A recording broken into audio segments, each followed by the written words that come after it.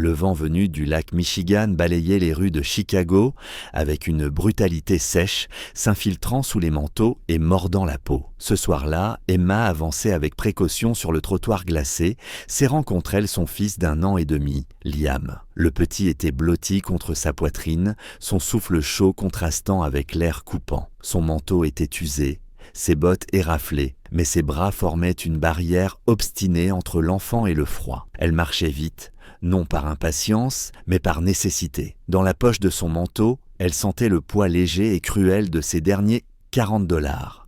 Tout ce qui lui restait. Elle se répétait mentalement la liste, des couches, un peu de nourriture pour bébé, rien d'autre. Depuis la fermeture du café où elle travaillait à temps partiel, les journées s'étaient mises à glisser les unes sur les autres, identiques et inquiétantes. Elle vivait dans un sous-sol humide, aux tuyaux fuyants, et la propriétaire avait commencé à parler d'expulsion avec ce ton faussement compatissant qui ne laissait aucun doute. Dans le supermarché, la chaleur artificielle lui donna presque le vertige. Emma s'arrêta longtemps devant le rayon des couches, calculant, recomptant, comparant des prix qui semblaient tous trop élevés. Elle faisait glisser les pièces dans sa paume, tentant de ne pas trembler. Elle sentait parfois des regards se poser sur elle, rapides, insistants, puis se détourner. Elle gardait le visage fermé. La honte coûtait trop cher quand on devait tenir debout.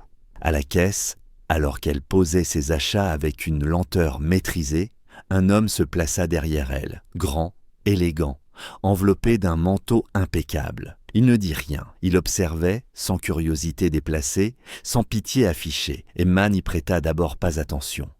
Elle ne regardait que le tapis roulant, les chiffres qui s'additionnaient, le bip régulier du scanner. Elle ignorait que ce bref instant, ce passage ordinaire dans un magasin banal, était en train de devenir un seuil.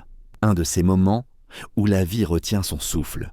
Dehors, le vent continuait de hurler. Dedans, Emma payait avec ses derniers billets, sans savoir que quelqu'un, pour la première fois depuis longtemps, avait choisi de ne pas détourner le regard. Emma rangea soigneusement le reçu dans son sac, glissa les couches sous son bras et se dirigea vers la sortie, Liam déjà assoupi contre elle. Elle avait cette démarche particulière de ceux qui ont appris à ne rien renverser, à ne pas attirer l'attention, à avancer droit même quand tout vacille. Derrière elle, l'homme élégant suivit le mouvement, sans hâte, comme s'il avait tout le temps du monde. Il s'appelait Jonathan, mais elle ne le savait pas encore. Pour l'instant, il n'était qu'une présence discrète, un regard posé sans insistance. À l'extérieur, le froid la saisit de nouveau. Emma resserra son manteau et inspira profondément, prête à affronter le chemin du retour. C'est alors qu'elle entendit une voix derrière elle, calme, posée, presque hésitante. Jonathan lui demanda simplement si elle allait bien. La question était banale, mais la manière ne l'était pas. Il n'y avait ni supériorité, ni curiosité déplacée, juste une attention sincère, rare. Emma répondit par un sourire poli, appris avec le temps, celui qui dit merci sans inviter. Jonathan n'insista pas. Il lui proposa seulement de porter les sacs jusqu'au trottoir. Elle refusa d'abord, par réflexe, puis accepta quand il précisa qu'il attendait déjà son chauffeur. Quelques pas ensemble, rien de plus. Pourtant, dans ce court trajet, il observa la façon dont elle parlait à son fils, la douceur de ses gestes, la vigilance constante. Cela lui rappela une époque lointaine, quand l'argent n'avait pas encore remplacé l'essentiel. Il ne posa pas de questions personnelles. Il se contenta d'écouter. Emma, surprise par cette absence de pression, laissa échapper quelques phrases. La perte de son emploi, le logement incertain, les nuits trop courtes. Elle s'arrêta aussitôt, consciente d'avoir trop dit. Jonathan la rassura d'un simple hochement de tête. Il n'y avait rien à expliquer, rien à justifier. Avant de partir, il lui demanda seulement son prénom et celui de l'enfant. Il les répéta mentalement, comme on le fait pour ne pas oublier quelque chose d'important. Puis il monta dans la voiture, laissant Emo sur le trottoir, un peu désorientée. Elle resta là quelques secondes, se demandant si cette rencontre avait réellement eu lieu. Jonathan, lui, regardait déjà par la vitre arrière, pensif. Il ne voyait pas une femme à sauver, mais une mère à respecter. Et il savait qu'aider cette fois ne signifierait pas donner de l'argent à la hâte, mais ouvrir une porte solide. Une porte qui ne se refermerait pas dès le premier pas. Le lendemain matin, Emma fut réveillée par des coups discrets à la porte du sous-sol. Elle crut d'abord à une erreur, ou pire, à la propriétaire venue réclamer un loyer qu'elle n'avait plus. Le cœur serré, elle ouvrit. Devant elle se tenait une femme élégante, professionnelle, qui se présenta calmement comme une représentante de Jonathan. Son ton était clair, précis, sans détour. Elle expliqua qu'un emploi était disponible, si Emma le souhaitait. Pas une aide ponctuelle, pas une aumône, mais un travail réel, avec un contrat, un salaire digne et des conditions inhabituelles pour quelqu'un dans sa situation. Emma écoutait, incrédule. Le poste consistait à travailler comme employé de maison dans l'une des résidences de Jonathan, en périphérie de la ville. Un lieu sûr, calme, loin du bruit et du froid. Avec cet emploi venait un logement indépendant sur la propriété, entièrement meublé et chauffé. Une nounou serait mise à disposition pour Liam pendant les heures de travail. Les frais médicaux, la nourriture, les besoins essentiels de l'enfant seraient pris en charge. Tout était pensé. Trop, peut-être. Sa première réaction fut la méfiance. Elle posa des questions, demanda du temps. Elle avait appris à se protéger, à ne pas croire aux solutions trop parfaites. La représentante ne se vexa pas. Elle laissa des documents, un numéro et repartit sans pression.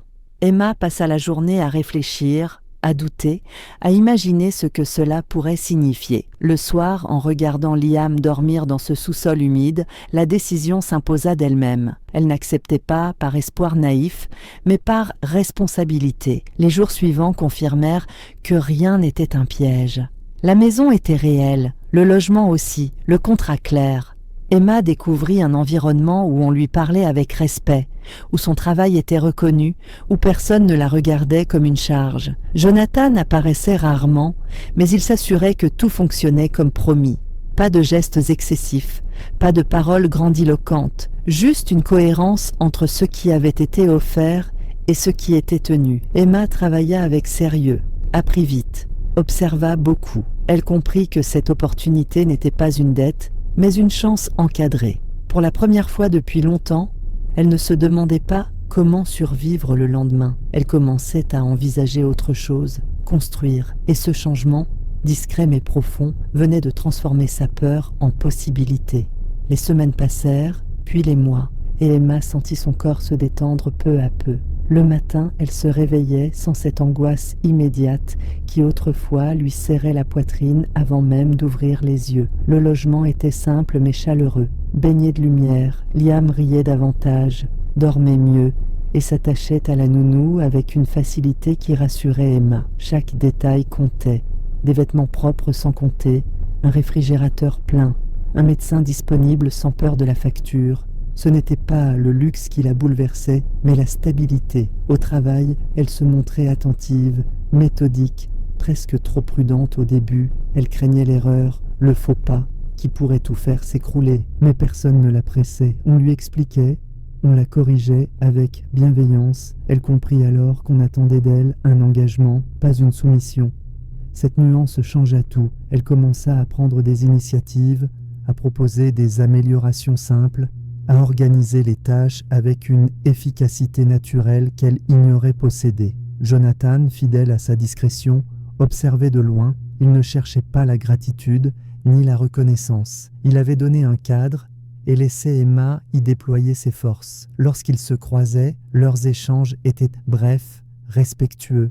Il la traitait comme une professionnelle, jamais comme un projet caritatif. Cette posture renforça la confiance d'Emma, plus que n'importe quel discours. Un soir, après avoir couché Liam, Emma s'inscrivit à des cours du soir en comptabilité. L'idée lui était venue presque timidement, comme une permission qu'elle s'accordait enfin. Jonathan accepta de financer la formation sans commentaire. Il ne posa qu'une question, si cela correspondait à ce qu'elle voulait vraiment. Pour la première fois depuis longtemps, Emma répondit oui sans hésiter. Étudier après des journées de travail n'était pas facile. Il y eut des soirs de fatigue, de doute, mais chaque page apprise était une pierre posée sur un avenir qu'elle construisait elle-même. Elle n'était plus seulement en train de s'en sortir, elle avançait, et dans ce mouvement lent mais assuré, Emma comprit que cette aide, loin de l'enfermer, lui avait rendu quelque chose d'essentiel, la capacité de se projeter sans peur. Un an plus tard, Emma traversait un autre couloir, baignée cette fois d'une lumière calme et régulière. Les bureaux étaient sobres, fonctionnels. Elle n'y passait plus comme une invitée incertaine, mais comme une employée à part entière. Son badge indiquait désormais un nouveau titre, assistante administrative. Les cours du soir avaient apporté leurs fruits. Elle avait appris à lire des bilans, à organiser des dossiers, à prendre la parole sans baisser les yeux. Rien n'était arrivé par miracle. Chaque étape avait été gagnée à force de constance. Liam, lui, avait grandi dans une stabilité qu'Emma n'avait jamais connue enfant. Il allait à la crèche, riait sans crainte, s'endormait dans un lit chaud. Le soir, Emma le retrouvait avec une énergie qu'elle ne se connaissait plus. Elle n'était plus hantée par la peur du lendemain.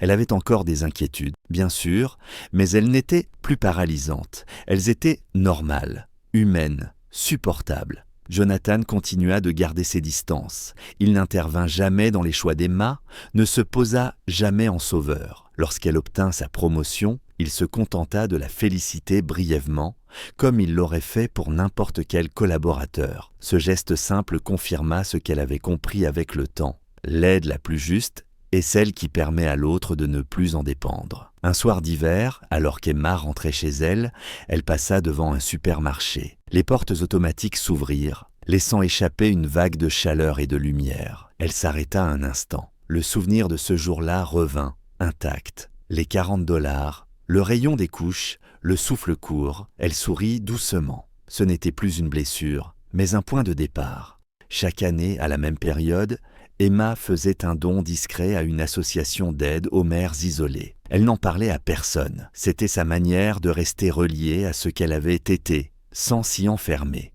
Elle savait désormais que la dignité ne se donnait pas, qu'elle se reconnaissait. Ce soir-là, en regardant Liam s'endormir, Emma comprit que sa vie n'avait pas changé par hasard. Elle avait changé parce qu'un homme avait choisi de ne pas détourner le regard, et parce qu'elle avait eu le courage de saisir une main tendue sans s'y accrocher à jamais. Et dans ce simple équilibre, elle avait trouvé bien plus qu'un secours, elle avait trouvé un avenir. Chaque « j'aime » est un signe d'empathie, chaque commentaire une voix. Abonnez-vous pour faire vivre ces messages.